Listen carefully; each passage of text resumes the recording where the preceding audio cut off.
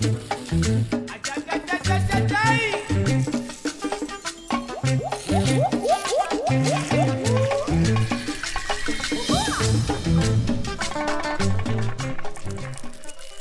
là on va faire un bâchage long pour mettre des courges dessus, et donc là il y a une bande où on avait déjà cultivé, et là c'est la première année qu'on va cultiver. On va du coup faire une petite coupe de sol, voir un petit peu si c'est commencé, pour voir si c'est envisageable de cultiver cette année là.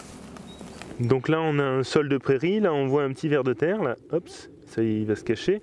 Le sol est bien humide. Ça se tient, c'est pas mal. Donc pour moi c'est envisageable de cultiver dès cette année-là. Mais en fait là on voit il n'y a pas beaucoup de matière organique. Donc avant de mettre la bâche, vu qu'on va faire un bâchage long, on va donner à manger au sol pour un petit moment. Donc là on va faire un apport de broyat de déchets verts. Et vu qu'on est au mois de mars et qu'il ne va pas avoir le temps de beaucoup se décomposer, on va amener un petit peu de déchets de brasserie, de la drèche, qu'on a là dans les bidons bleus derrière le tracteur, pour accélérer un peu la décomposition du broyat et que les courges elles aient rapidement à manger, pour qu'elles puissent pousser rapidement et bien.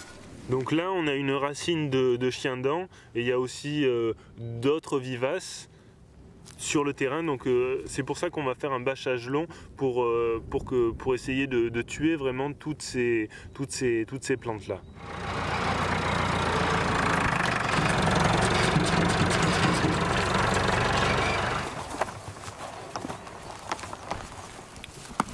Il y a la bouffe pour les poissons, et ça c'est la bouffe pour les vers de terre, quoi. Ils adorent ça.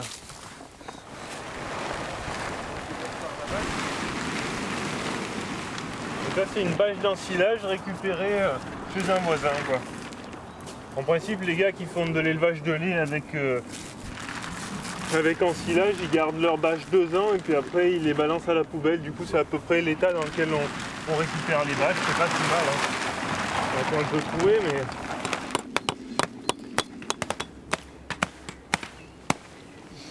On est mi-mai, la prochaine étape ça va être de trouer la bâche, de la perforer, et puis après dans les trous qu'on aura fait, on va venir apporter du compost et semer notre potimarron. Ben là, à travers la bâche, on voit des plantes qui sont en train de sortir. Là on voit de la prêle. Donc ça montre bien que quand on a ce type de vivace, là les seules cultures qui sont possibles, c'est des cultures sur bâche, parce que sinon ça envahit tout. On voit toujours la matière organique en surface, là on commence à avoir des vers de terre, et puis après dessous on voit ce sol sableau, limoneux, avec un tout petit peu d'argile, mais bien compact, quoi. Donc là c'est sûr que c'est pas un sol idéal pour faire du maraîchage, mais on va voir que là on espère bien avoir une belle récolte de potimarron, et du coup la courge c'est quand même, dès qu'elle a de la matière organique, du bois, c'est une culture qui réussit assez facilement, et pour la gestion de l'enherbement avec la bâche ça devrait suffire. Alors là on est sur notre planche de potimarron sur bâche. Et donc on a semé les graines il y a à peu près une semaine, et là on voit les plantules de potimarron qui sortent. Et donc là c'est le moment en fait où la plante elle est vraiment très fragile, c'est-à-dire que si la limace passe dessus, eh ben, il ne va plus rester grand chose du plant. Donc on a mis un petit coup d'anti-limace le jour du semis de la graine de potimarron, et maintenant on va remettre un petit peu quelques granulés pour faire en sorte que s'il y a quelques limaces, eh ben, elles aillent manger le granulé et pas nos petites plantules. Et puis après, une fois que ça commence à se développer, après il n'y a plus de soucis, la limace ça ne devient plus un risque pour la culture. Donc là on est le 15 août et on revient un petit peu sur la planche de potimarron pour observer qu'est-ce qu'on voit. On voit des potimarrons qui sont en train de se développer de manière exubérante dans notre verger de noyer, c'est-à-dire en agroforesterie. Et donc là moi je vous dis dans un mois et demi, 2 mois pour la récolte, pour voir un petit peu qu'est-ce qu'il en est des rendements.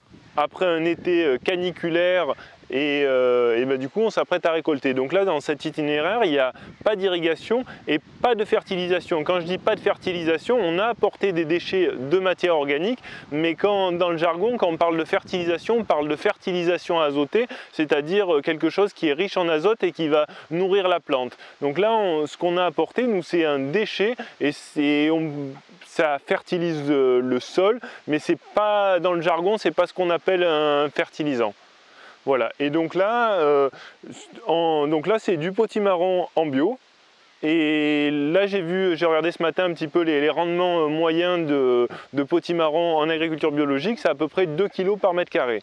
Donc là je pense qu'on a nettement dépassé la moyenne, et parce que déjà un potimarron comme ça, voilà, là on a déjà 2 kg, donc faut voir un petit peu le nombre qu'il y a par mètre carré, mais je pense qu'on a de très bons rendements, et du coup là on s'apprête à récolter et mettre tout ça au sec, à l'abri des souris et du gel.